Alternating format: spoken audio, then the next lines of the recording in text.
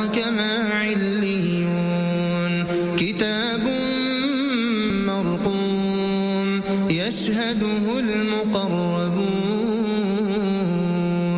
إن الأبرار لفي نعيم على الأرائك ينظرون تعرف في وجوههم نضرة النعيم يسقون من رحيق مختوم ختامه مسك وفي ذلك فليتنافس المتنافسون ومزاجه من تسنيم عينا يشرب بها المقربون إن الذين أجرموا كانوا من الذين آمنوا يضحكون وإذا مروا بهم يتغامزون وإذا انقلبوا إلى أهلهم انقلبوا فكهين وإذا رأوهم قالوا إن هؤلاء لضالون وما أرسلوا عليهم حافظين فاليوم الذين آمنوا من الكفار يضحكون على الأرائك ينظرون هل ثوب الكفار ما كانوا يفعلون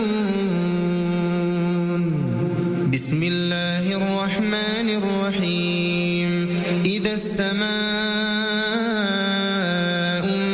انشقت وأذنت لربها وحقت وإذا الأرض مدت وألقت ما فيها وتخلت وأذنت لربها وحقت يا أيها الإنسان إنك كادح إلى ربك كدحا فملاقيه فأما من أوتي كتابه بيمينه فسوف يحاسب حسابا يسيرا وينقلب إلى أهله مسرورا وأما من أوتي كتابه وراء ظهره فسوف يدعو ثبورا ويصلى سعيرا إنه كان في أهله مسرورا إنه ظن أن لن يحور بلى إن ربه كان به بصيرا فلا أقسم بالشفق والليل وما وسق والقمر إذا اتسق لتركبن طبقا عن طبق فما لهم لا يؤمنون وإذا قرئ عليهم القرآن لا يسجدون بل الذين كفروا يكذبون والله أعلم بما يوعون فبشرهم بعذاب أليم إلا الذين آمنوا وعملوا الصالحات لهم أجر غير ممنون بسم الله الرحمن الرحيم والسماء ذات البروج واليوم الموعود وشاهد ومشهود قتل أصحاب الأخدود النار ذات الوقود إذ هم عليها قعود وهم على ما يفعلون بالمؤمنين شهود وما نقموا منهم إلا أن يؤمنوا بالله العزيز الحكيم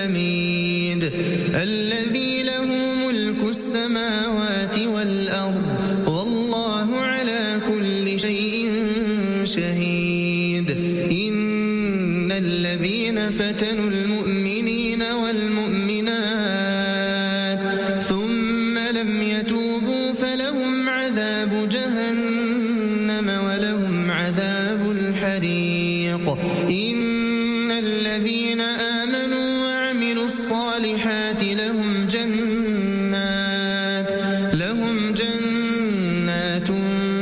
تجري من تحتها الأنهار ذلك الفوز الكبير إن بطش ربك لشديد إنه هو يبدئ ويعيد وهو الغفور الودود ذو العرش المجيد فعال لما يريد هل أتاك حديث الجنود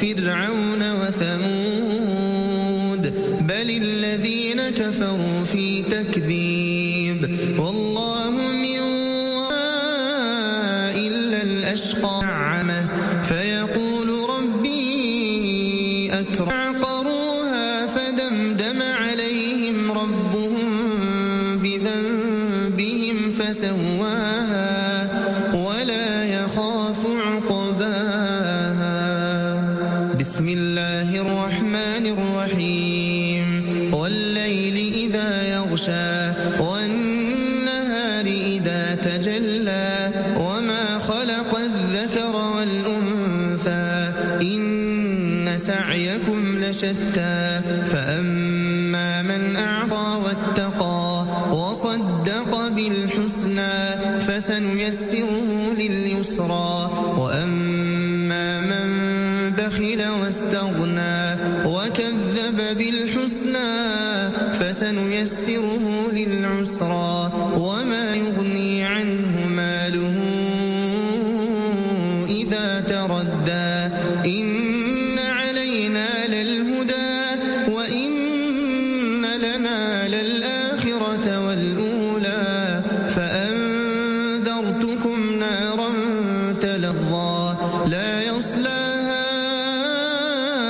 إلا الأشقى الذي كذب وتولى وسيجنبها الأتقى الذي يؤتي ماله يتزكى وما لأحد عنده من نعمة تجزى إلا ابتغاء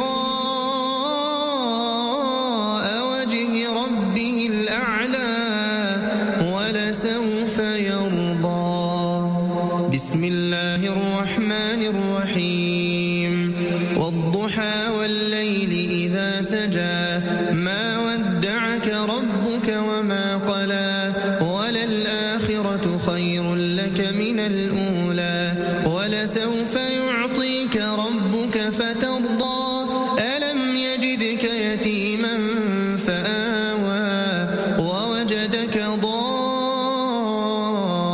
ضالا فهدى ووجدك عائلا فأغنى فأما اليتيم فلا تقهر وأما السائل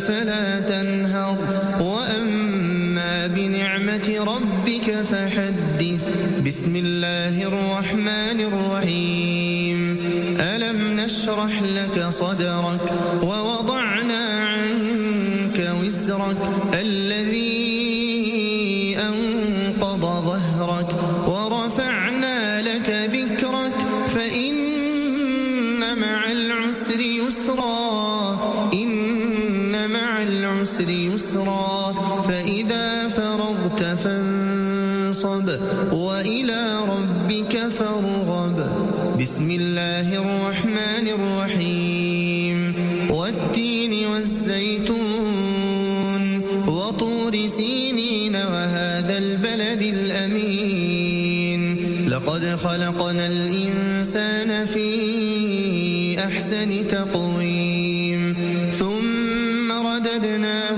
أسفل سافلين إلا الذين آمنوا وعملوا الصالحات فلهم أجر غير ممنون فما يكذبك بعد بالدين أليس الله بأحكم الحاكمين بسم الله الرحمن الرحيم اقرأ باسم ربك الذي خلق خلق الإنسان من علق اقرأ وربك الأكرم الذي علم بالقلم علم الإنسان ما لم يعلم كلا أرأيت الذي ينهى عبدا إذا صلى أرأيت إن كان على الهدى أو أمر بالتقوى أرأيت إن كذب وتولى ألم يعلم بأن الله يرى كلا لئن لم ينته لنسفعا بالناصية ناصية كاذبة خاطئة فليدع ناديه سندع الزبانية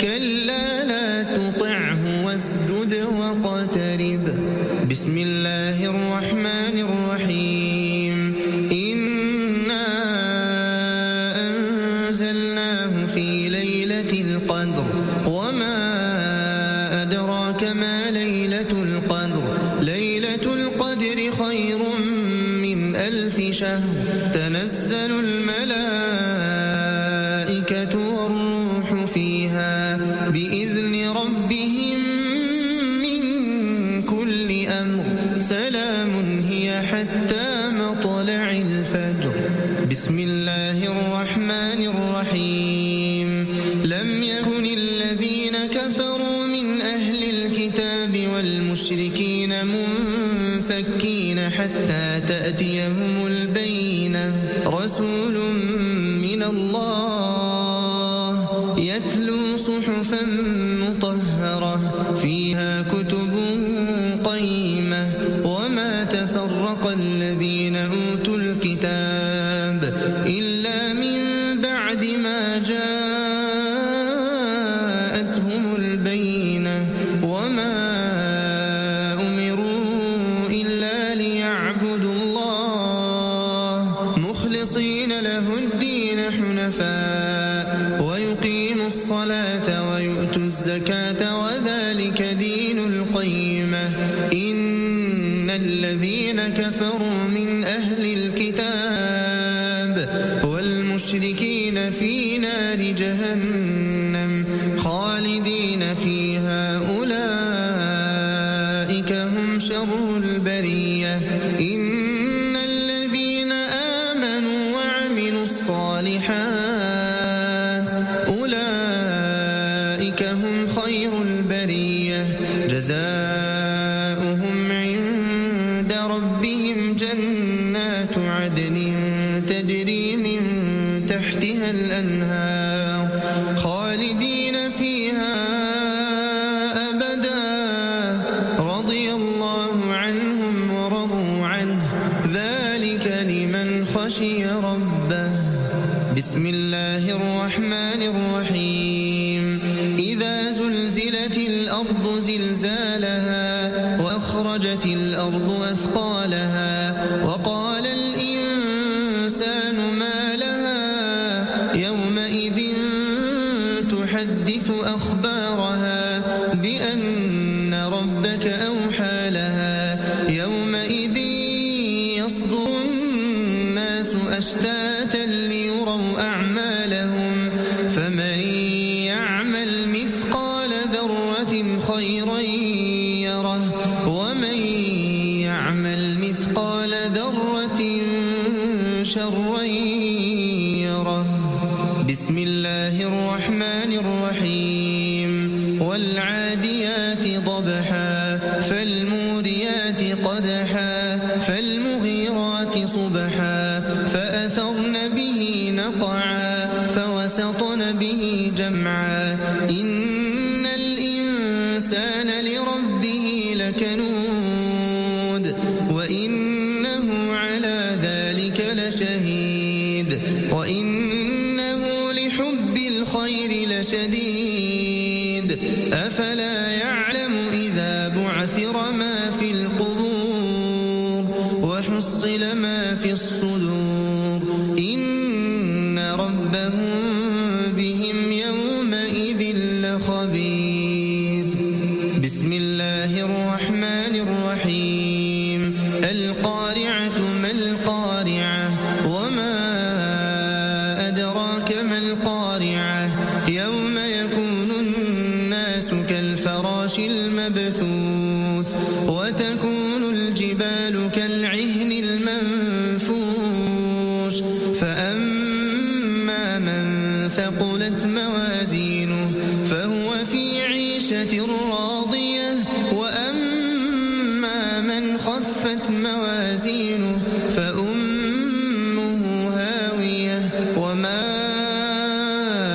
أدراك ما هي نار حامية بسم الله الرحمن الرحيم ألهاكم التكاثر حتى زرتم المقابر كلا سوف تعلمون ثم كلا سوف تعلمون كلا لو تعلمون علم اليقين لترون الجحيم ثم لترونها عين اليقين ثم لتسألن يومئذ عن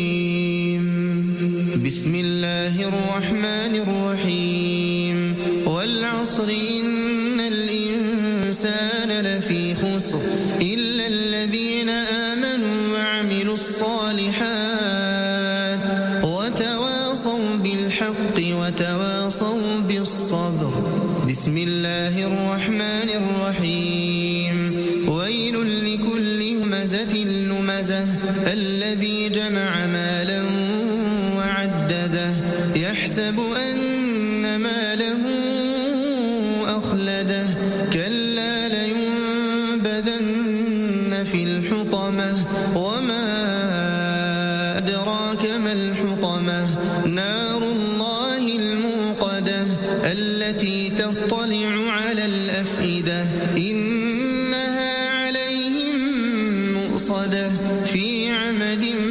ممددة بسم الله الرحمن الرحيم ألم تر كيف فعل ربك بأصحاب الفيل ألم يجعل كيدهم في تضليل وأرسل عليهم طيرا أبابيل ترميهم بحجارة من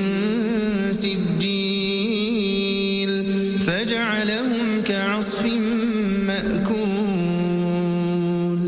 بسم الله الرحمن الرحيم لإيلاف قريش إيلافهم رحلة الشتاء والصيف فليعبدوا رب هذا البيت الذي أطعمهم من جوع وآمنهم من خوف بسم الله الرحمن الرحيم أرأيت الذي يكذب بالدين فذلك الذي يدعو اليتيم ولا يحض على طعام المسكين فويل للمصلين الذين هم عن صلاتهم ساهون الذين هم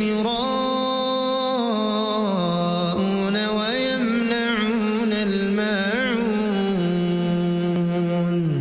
بسم الله الرحمن الرحيم إنا أعطيناك الكوثر فصل لربك وانحر إن شانئك هو الأبتر بسم الله الرحمن الرحيم قل يا أيها الكافرون لا أعبد ما تعبدون ولا أنتم عابدون ما أعبد ولا أنا عابد ما عبدتم ولا أنتم عابدون ما أعبد لكم دينكم ولي دين بسم الله الرحمن الرحيم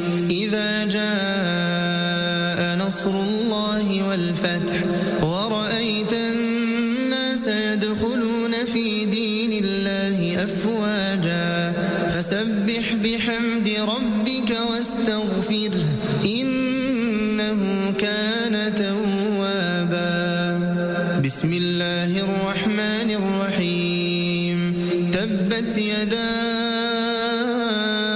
أبي لهب وتب ما أغنى عنه ماله وما كسب سيصلى نارا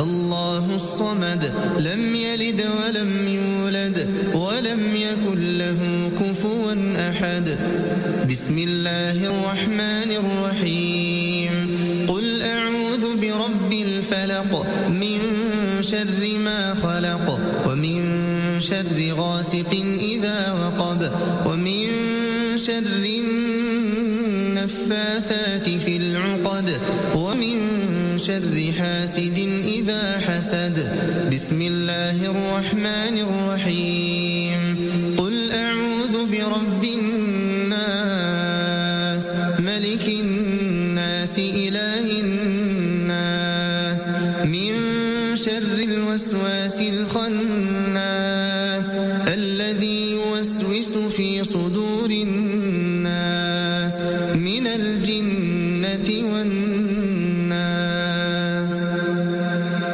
بسم الله الرحمن الرحيم عما يتساءلون عن النبأ العظيم الذي هم فيه مختلفون كلا سيعلمون ثم كلا سيعلمون ألم نجعل الأرض مهادا والجبال أوتادا وخلقناكم أزواجا وجعلنا نومكم سباتا وجعلنا الليل لباسا وجعلنا النهار معاشا.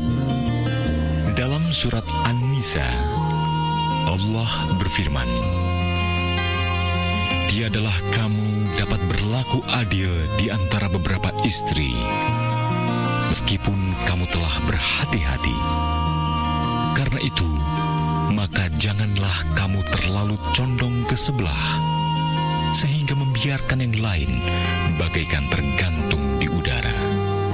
Dan jika kamu memperbaiki dan bertakwa, maka sesungguhnya Allah Maha Pengampun lagi Maha Penyayang."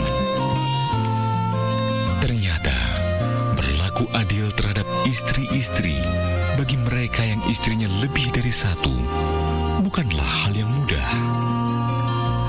Kadang-kadang orang lebih condong kepada hanya salah seorang istri, sehingga istrinya yang lain dibiarkan, atau bahkan ada yang tidak diberi nafkah sama sekali, sehingga anak-anaknya terlantar. Allah menegaskan, yaitu bila kita tidak dapat berbuat seadil-adilnya, lebih baik bagi kita untuk beristri seorang saja. Assalamualaikum warahmatullahi wabarakatuh. Marhaban ya Ramadan. Kita lahir di dunia ini dengan bantuan orang lain. Dan pasti ketika kita kembali di hadapan Allah, pasti dengan bantuan orang lain. Makanya tepat Ramadan tahun 1446 Hijriah, marilah kita mempererat tali silaturahim kita. Saya Safaruddin Al-Aksi, Ketua Komunitas Pendakwah Keren Kabupaten Barru, mengucapkan selamat menantikan saat waktu berbuka puasa. Assalamualaikum warahmatullahi wabarakatuh. Assalamualaikum warahmatullahi wabarakatuh. Saya Hasan Japar, Direktur Perunda Air Minum Tirtawasai Kabupaten Barru, dan segenap karyawan-karyawati mengucapkan selamat menjalankan ibadah puasa dan menantikan waktu berbuka. Semoga segala amal ibadah kita semua mendapatkan berkah dan dilipat gandakan oleh Allah Subhanahu wa Ta'ala. Gunakan air seperlunya dan ingat Ki, bayar rekening air tepat waktu. Wassalamualaikum warahmatullahi wabarakatuh.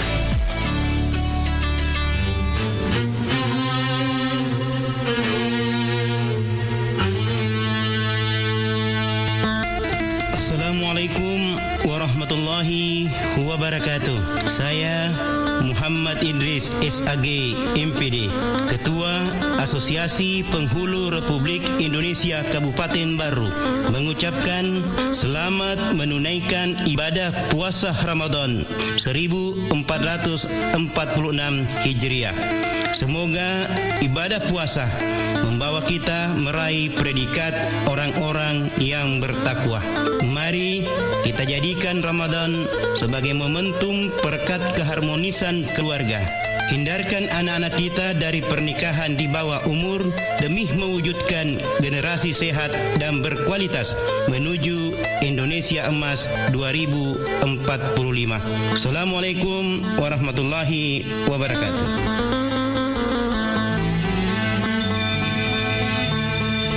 Apakah Anda ingin dijauhkan dari bencana? Dalam riwayat At-Tabrani, Rasulullah bersabda, sedekah itu dapat menutup 70 pintu-pintu keburukan dan bencana. Berdasarkan bukti dalam masyarakat, ternyata sedekah itu menyebabkan seseorang hidup terpuji, disayang, dan dibela masyarakat, dan senantiasa didoakan masyarakat untuk kesehatan, kesejahteraan, dan keselamatannya. Maka pantaslah jika orang yang suka bersedekah jauh dari bala bencana, terutama bencana yang disebabkan oleh orang lain, seperti kecemburuan sosial dan lain-lain. Karena itu, bila kita ingin hidup selamat dari bencana, maka sedekah merupakan salah satu jalannya.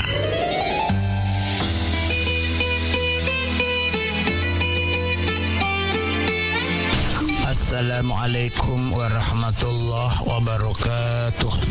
Marhaban ya Ramadan.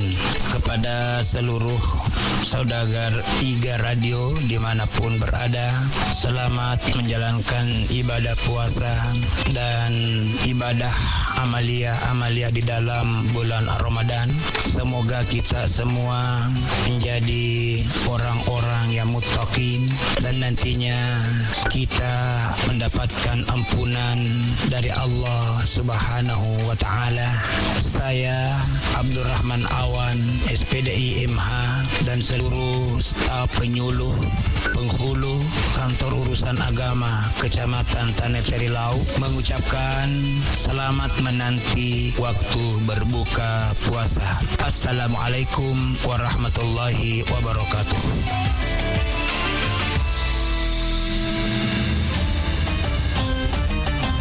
Assalamualaikum warahmatullahi wabarakatuh.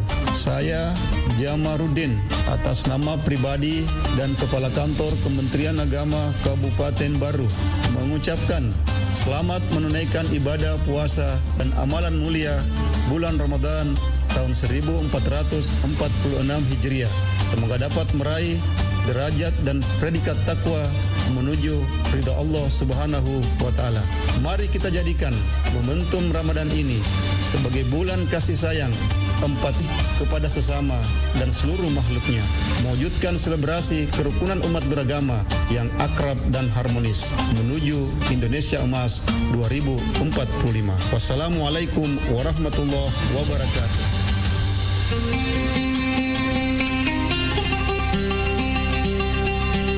Assalamualaikum warahmatullahi wabarakatuh. Marhaban ya Ramadan. Bulan Ramadan, bulan paling mulia dan penuh ampunan. Semoga segala amal ibadah yang kita laksanakan pada bulan Ramadan ini dilipat gandakan oleh Allah Subhanahu wa Ta'ala. Selamat menanti saat berbuka puasa. Saya Samsudin SCP MSI, Kepala Dinas Komunikasi Informatika dan Statistik Kabupaten Baru. Wassalamualaikum warahmatullahi wabarakatuh.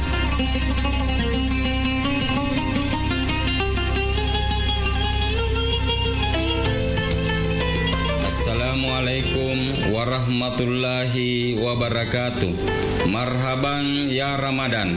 Bulan Ramadan adalah bulan penuh berkah dan ampunan. jadikan bulan yang suci ini momentum pemersatu umat dan mempererat silaturahim. Dengan spirit Ramadan kali ini, kami menghimbau dan mengajak masyarakat Desa Lalabata untuk menjaga keamanan dan ketertiban lingkungan dan lebih tanggap dalam memberikan informasi di wilayah masing-masing melalui perangkat desa yang ada, serta dapat memelihara dengan baik hewan ternaknya agar tidak merusak kebun warga lain dan tidak melintas di jalur rel kereta api. Saya Aris Tahir, Kepala Desa Lalabata bersama perangkat desa dan staf mengucapkan selamat menunaikan ibadah puasa Ramadan. Wassalamualaikum warahmatullahi wabarakatuh. Saudagar Iga, saatnya kita ikuti Mustahik Bertanya, Basnas Menjawab bersama Ustadz Sahabuddin Al-Farid, Wakil Ketua 1 Bidang Penghimpunan Basnas Kabupaten Baru, Sulawesi Selatan. Assalamualaikum Ustaz. Waalaikumsalam warahmatullahi wabarakatuh. Ya, ketemu lagi di acara Mustahik Bertanya, Basnas Menjawab. Baik. Iya, ada pertanyaan ini Ustaz. Bagaimana Basnas memastikan dana zakat dikelola dengan transparan dan akuntabel? Iya, seperti apa itu Ustaz? Kemudian yang kedua, apakah ada laporan tahunan yang bisa diakses oleh masyarakat terkait dana zakat yang dikelola Basnas? Ya, silakan Ustaz. Seperti yang pernah kami sampaikan sebelumnya, bahwa di Basnas itu ada namanya RKAT, Rencana Kerja Anggaran Tahunan. Di dalam RKAT itu sudah tertuang semua yang sudah kita lakukan, dan RKAT ini ada sampai ke Basnas RI, Basnas Provinsi, dan kami di Basnas itu diaudit sampai 4 kali. Jadi bukan cuma audit akuntan publik, tapi ada audit syariah dari Kementerian Agama RI. Jadi sangat ketat di Basnas itu. Dan laporan ke masyarakat itulah adanya pelaksanaan Maulid Akbar yang dilakukan setiap tahun di 7 kecamatan. Disitulah acara Maulid Akbar itu dihadiri sampai ribuan masyarakat. Disitulah transparansi Basnas menyampaikan dana yang terkumpul sekian dan kemana saja, bla bla bla bla, semua dijelaskan di situ. Itu secara ke masyarakat. Kan tetapi ada laporan tertulis kepada semua tim audit. Ada audit dari akuntan publik tadi, kita berikan laporan dalam bentuk tertulis. Ada juga audit dari audit syariah. Jadi sangat ketat sekali. Ada teman kami di Basnas sebagai pimpinan Basnas, beliau seorang mantan kepala inspektorat, beliau katakan begini, wah di Basnas ini ketat sekali. Bukan cuma regulasi, makanya kalau saya istilahkan itu kita di Basnas aman syar'i, aman regulasi, dan aman NKRI. Kalau dari regulasi sudah cocok, kita harus periksa lagi syar'i apa cocok atau tidak. Itu jadi sangat hati-hati dan transparan kita di Basnas itu. Dan kita di Basnas itu ada namanya Dewan Pembina, dan tentu Dewan Pembina ini harus mengetahui apa-apa yang sudah dikerjakan oleh Basnas. Termasuk Anda Guru Tak Mangkoso adalah Dewan Pembina di Basnas. Seperti itu Ustaz. Baik. Makasih Ustaz. Demikian Mustahik Bertanya, Basnas Menjawab. Mage itu sakit. Aduh, maniku kita tuh tapi temat tapi maniku. Bapak nasi dosa rai. Yang majamang ya Pak Dewi ziga na yoli matu yukang kit mapada Ajak metona na jok kama pada tay. Masuk kena ya sama kuku undangan. Ya mana na tua iya di ising ki undangan ngagamai. Jolo pa uli yolo anu rewe roy. Bacau, banyak Cina yolo. Iya Om, magasi. Tegir masur mukit ya sangi undangan. Manang kayu ki Om, nade may yuki undangange. Ya gi pale, kode na yuki. Kana percetakan Om. Tega ni kama kurodo. Kagu percetakan iga print. Oh, kode gi monre ro iga print. Ku bungi Om. Ya kok mana Pak baca asar mai burun apa ya? Lepas pi paling penting lo memiliki. Iya kalau mai burun apa? Kopi putih. Iya, nade. Iga Print melayani cetak undangan dengan berbagai model yang kita inginkan dan harganya bersahabat. Engkau ni undang atau mete pun ni? Magati to di. Iya, terima kasih banyak Pak Lena. Wah, jai jo lo. Iwa aja pakai pale yo lo. Pateru kan pe tamatan tamu ro. Pak Poroto na patin ro doina. Surit tedui. Tunggu apa lagi? Hubungi Iga Print di Jalan Semangka Bungi Lalabata, Kecamatan Teneterilau, Kabupaten Baru, atau Studio Iga Radio. Kontak person di 0813 5509 8880. Assalamualaikum warahmatullahi wabarakatuh. Ramadan kali ini adalah momen penuh berkah untuk semakin mendekatkan diri kepada Allah Subhanahu wa taala, memperbanyak ibadah dan berbagi kebaikan. Saya Heru Rijal Majid ST bersama seluruh jajaran pemerintah Desa Sito menyampaikan selamat menanti waktu berbuka puasa.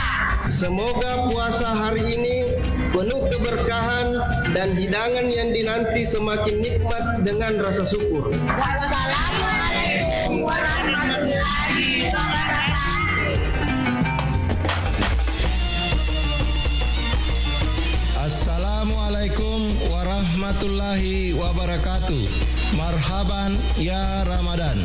Saya Jamaluddin Esos MH, Kepala Dinas PMD PPKB P3A Kabupaten Baru, beserta seluruh staf mengucapkan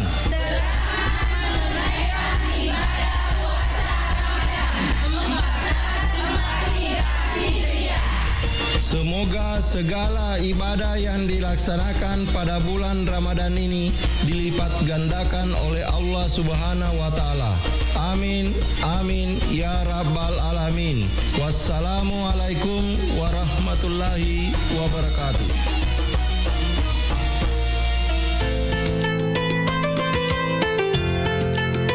Assalamualaikum warahmatullahi wabarakatuh. Saya Insinyur Ahmad MM, Kepala Dinas Pertanian dan Ketahanan Pangan Kabupaten Baru bersama seluruh jajaran termasuk penyuluh pertanian lapangan mengucapkan marhaban ya Ramadan. Selamat menunaikan ibadah puasa 1446 Hijriah tahun 2025 Masehi.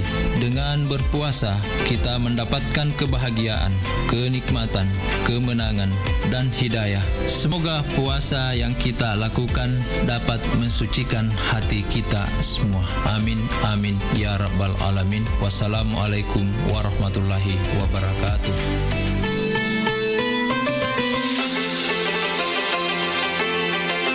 Assalamualaikum warahmatullahi wabarakatuh. Saya Samsia Muci, Ketua Pimpinan Cabang Muslimat Nahdlatul Ulama Kabupaten Baru bersama segenap pengurus dan anggota mengucapkan marhaban ya Ramadan. Semoga ibadah puasa kita diterima oleh Allah Subhanahu wa taala, diberi keberkahan serta semakin memperkuat iman dan ketakwaan kita. Mari jadikan bulan suci ini sebagai momentum untuk memperbanyak amal ibadah, mempererat silaturahmi, dan meningkatkan kepedulian terhadap sesama. Selamat menanti berbuka puasa. Semoga Allah Subhanahu wa taala melimpahkan rahmat dan hidayahnya kepada kita semua. Wallahu muwaffiq ila aqwamit thariq. Wassalamualaikum warahmatullahi wabarakatuh.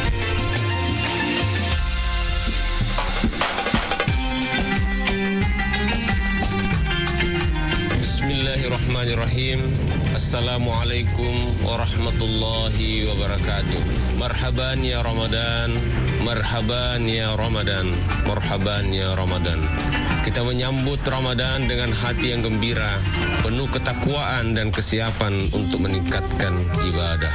Ramadan bukan sekedar bulan menahan lapar dan dahaga, tapi juga momentum penyucian jiwa, penguatan spiritualitas, dan peningkatan solidaritas. Di saat kita menanti waktu berbuka puasa, mari kita jadikan setiap detik sebagai kesempatan untuk bermuhasabah, memperbanyak doa, serta memperkuat kebersamaan dan kepedulian terhadap sesama. Saya Kamarudin Hasan, Rektor Institut Teknologi Bisnis dan Administrasi Al-Ghazali Baru, menyampaikan selamat menanti saat-saat berbuka puasa.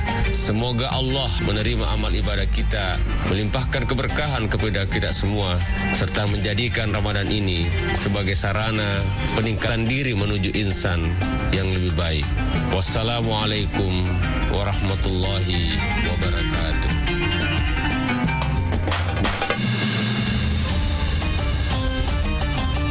Assalamualaikum warahmatullahi wabarakatuh. Marhaban ya Ramadan. Di bulan yang berkah ini, mari kita perbanyak ibadah, tingkatkan kepedulian sosial, dan mempererat tali silaturahmi. Semoga setiap amal ibadah yang kita lakukan mendapatkan ridha Allah Subhanahu wa Ta'ala dan membawa keberkahan bagi kita semua. Saya Abdul Jalil Samsudin Parewe, Ketua DPC Asosiasi Badan Permusyawaratan Desa Nasional atau APEDNAS Kabupaten Baru beserta seluruh pengurus mengucapkan selamat menanti waktu berbuka puasa. Semoga keberkahan, kedamaian, dan kebahagiaan selalu menyertai kita semua. Wassalamualaikum warahmatullahi wabarakatuh.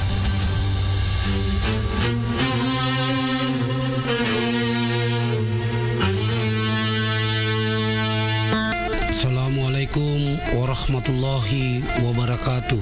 Marhaban ya Ramadan. Bulan Ramadan salah satu bulan yang paling mulia di antara bulan yang lainnya. Semoga segala ibadah yang dilaksanakan pada bulan Ramadan ini dilipat gandakan oleh Allah Subhanahu wa Ta'ala. Saya Abu Bakar, Sarjana Sosial, Magister Sains, Pelaksana Harian Sekretaris Daerah Kabupaten Baru. Selamat menanti berbuka puasa Ramadan 1446 Hijriah. Wassalamualaikum warahmatullahi wabarakatuh.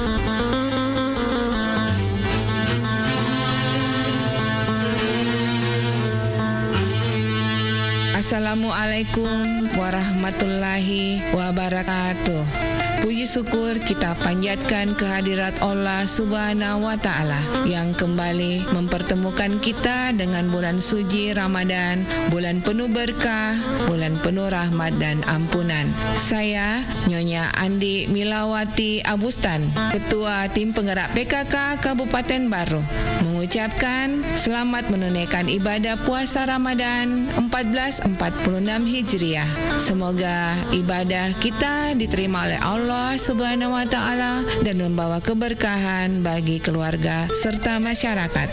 Mari kita hidupkan Ramadan ini dengan memperbanyak zikir dan doa, membaca Al-Quran dan merenungkan maknanya, serta juga memperbanyak sedekah sebagai bentuk kepedulian kepada sesama.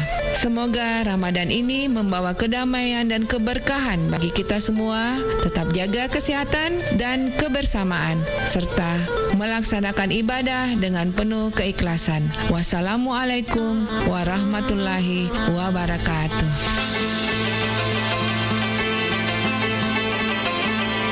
Assalamualaikum warahmatullahi wabarakatuh. Marhaban ya Ramadan. Selamat datang bulan mulia, bulan suci Ramadan 1446 Hijriah. Semoga amal ibadah Ramadan kita diterima di sisi Allah Subhanahu wa Ta'ala. Terkhusus ibadah zakat. Mari tunaikan zakat dengan cara yang benar dan tepat melalui amil zakat resmi dan legal yang telah mendapatkan SK UPZ dari Badan Amil Zakat Nasional Kabupaten Baru. Aman syar'i, aman regulasi, dan aman NKRI. Saya Sahabuddin Al-Farid atas nama seluruh pimpinan dan staf Badan Amil Zakat Nasional Kabupaten Baru mengucapkan selamat menunaikan ibadah puasa Ramadan 1446 Hijriah. Semoga ibadah puasa kita diterima di sisi Allah Subhanahu wa Ta'ala dan mendapatkan pahala yang berlipat ganda. Amin, amin, amin ya Rabbal Alamin. Wassalamualaikum warahmatullahi wabarakatuh. Assalamualaikum. Waalaikumsalam. Aga tu kareba sapo. Alhamdulillah kareba mani cemua. Magi palik nama sara ini nama mani kirita. Anu rei merolari doang usarai. Maga memang ilari dua sapo. Ya he tahu nge temen ni masih sekolah ku SMP. Ada wisa ni strategi matuk pas sambro. Lawak dikot temen langsung iruntuk jang. Magi hata masara lah de sapo. Nangkar SMK Pelayaran Lintas Nusantara Baru makasing Agami makasin na SMK Pelayaran Lintas Nusantara Baru. Ajak tabata sapo. Ia naro sekolah kot temui. Wadi langsung mak jam aku kapala niagai. Nape lagi mapatek na runtuk na doi. Wah hebat na itu. Nanti kami mengitu junam monre sekolah. Pula julo indah sedena ake mange kelurahan Tung Kecamatan Baru. Wah saya anak tu di mabela landrek monre tu sekolah. Sapo aja tapi kiri kia tu dikata isengi maka daerah SMK Pelayaran Lintas Nusantara Baru pakai ni sistem sekolah boarding. Aga bonding. Buatannya bondi sapo boarding. Ya sengi sistem boarding sekolah yang kaya na pasadiaki on rumah beni. Ya gari telah ya serama. Kuni rumah tu asramae ibimbisi aguruat tambahan pada anda pak disengeng agama. Tapi mega kapapak kamajana gratis sapo asrama na. Wah ya lebat na tu ya usapa sapo. Kuni tu patama anu reta. Oke si sapo. Alhamdulillah. Assalamualaikum warahmatullahi wabarakatuh. Marhaban ya Ramadan. Selamat datang bulan suci Ramadan, bulan penuh berkah, rahmat dan maghfirah. Saya Abdul Munir, Ketua Yayasan SMK Pelayaran Lintas Nusantara Baru, mengucapkan selamat menanti saat-saat berbuka puasa Ramadan 1446 Hijriah. Semoga amal ibadah puasa kita dan amal-amal ibadah lainnya diterima di sisi Allah Subhanahu wa taala. Amin. Wassalamualaikum warahmatullahi wabarakatuh. أسألك فعلا أنه لا إله إلا الله لا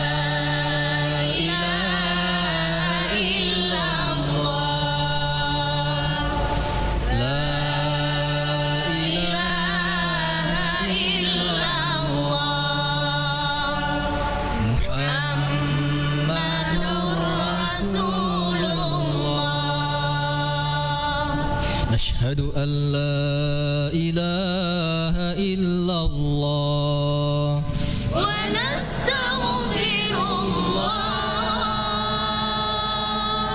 نسألك رضاك والجنة ونعوذ بك من سخطك والنار نشهد أن لا إله إلا الله ونستغفر الله نسألك رضاك والجنة ونعوذ بك من سخطك والنار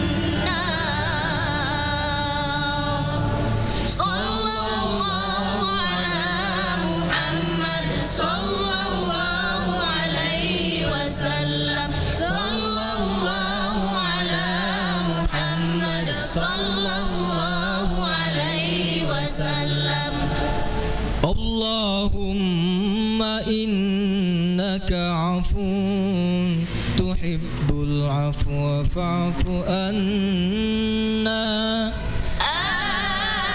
آمين اللهم إنك عفو كريم تحب العفو فاعف عنا يا رحيم آمين صلى الله ربنا على النور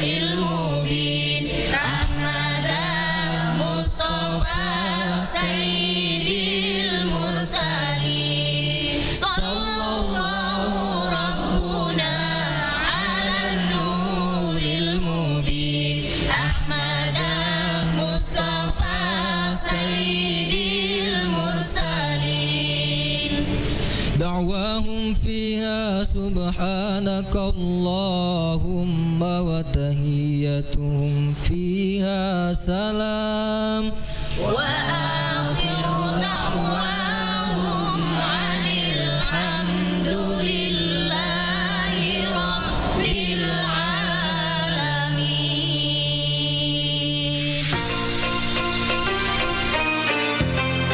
Bismillahirrahmanirrahim. Assalamualaikum warahmatullahi wabarakatuh. Marhaban ya Ramadan. Puji syukur kita panjatkan kehadirat Allah Subhanahu wa taala yang kembali mempertemukan kita dengan bulan penuh berkah. Bulan yang suci ini, bulan Ramadan 1446 Hijriah. Semoga ibadah puasa kita diterima dan membawa keberkahan bagi kita semua. Di momen yang penuh rahmat ini, mari kita tingkatkan keimanan, berbanyak ibadah serta saling berbagi dengan sesama. Semoga setiap doa dan usaha kita mendapatkan ridho Allah Subhanahu wa taala. Saya Abu Stanandi Bintang, Wakil Bupati Baru mengucapkan selamat menantikan waktu berbuka puasa. Semoga keberkahan selalu menyertai kita. Wassalamualaikum warahmatullahi wabarakatuh.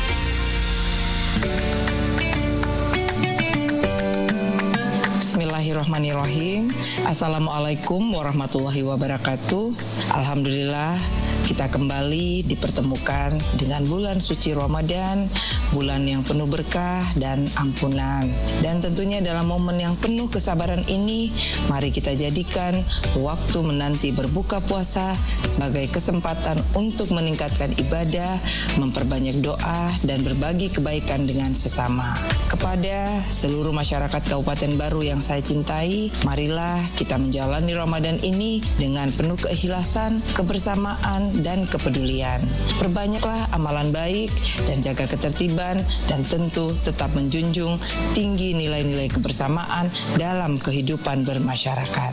Semoga setiap ibadah yang kita lakukan diterima oleh Allah Subhanahu wa taala, dan Ramadan ini membawa keberkahan untuk kita semuanya. Saya Andi Ina Kartikasari, Bupati Kabupaten Baru, mengucapkan selamat menanti berbuka puasa. Semoga Allah Subhanahu wa taala senantiasa melimpahkan rahmat dan keberkahannya untuk kita semua. Wassalamualaikum warahmatullahi wabarakatuh. Bismillahirrahmanirrahim. Allahumma laka sumna wa bika amanna wa ala rizqika aftarna zahaba dhama wa batalat al-uruq wa sabata al-ajru insya Allah ta'ala. Allahu Akbar, Allahu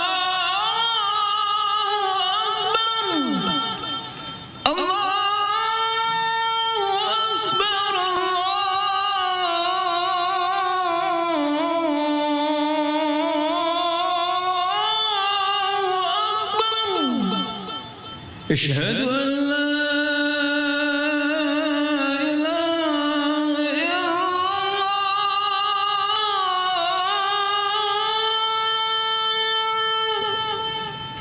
أشهد أن لا إله إلا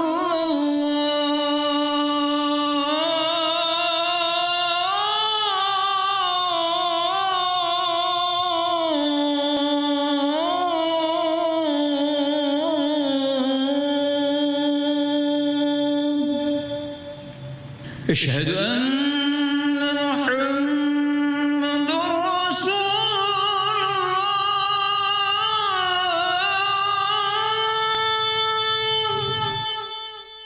أشهد أن محمد رسول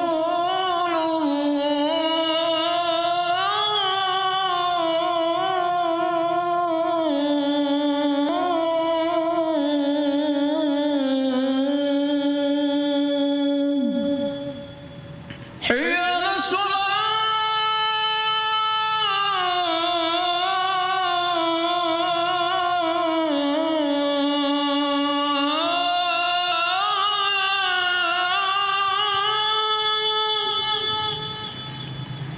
حي على الصلاة.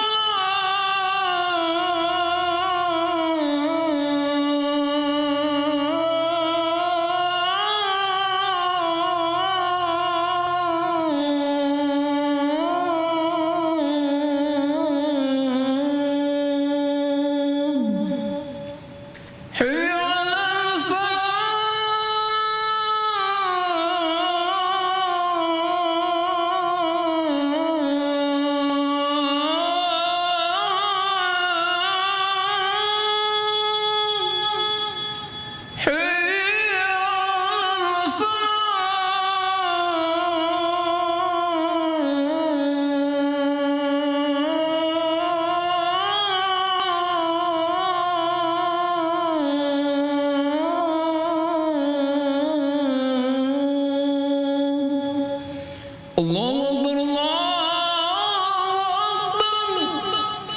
La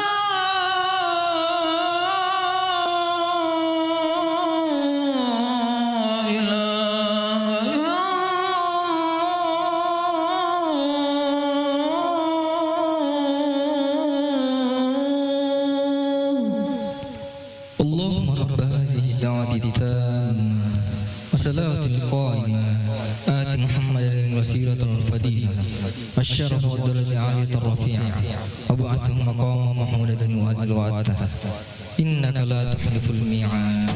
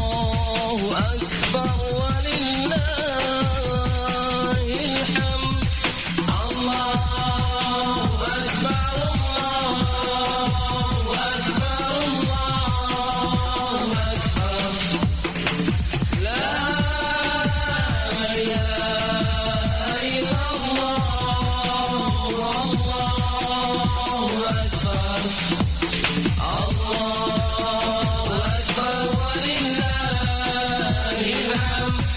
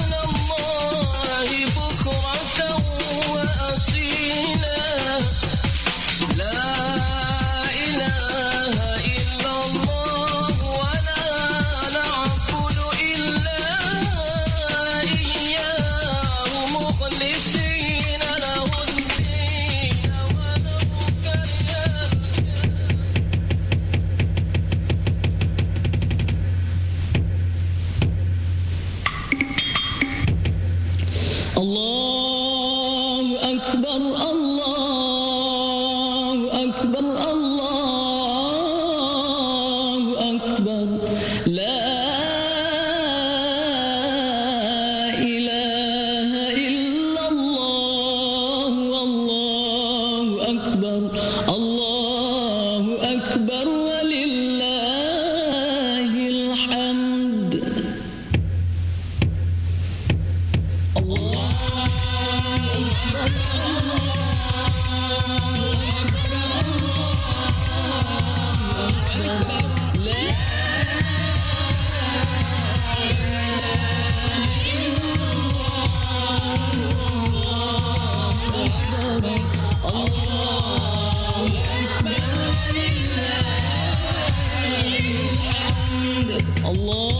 Allahu Akbar, Allahu Akbar, Allahu Akbar. La ilaha illallah, Allahu Akbar, Allahu Akbar, walillahil hamd. Allahu Akbar.